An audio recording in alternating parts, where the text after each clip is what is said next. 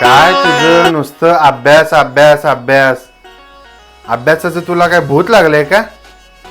चल तुझं अभ्यासाचं भूतच काढतो आता. उठ चल. बोल बाळा बोल. अभ्यासाचं भूत लागलंय घरात. अभ्यास अभ्यासच करत असतो बघायला.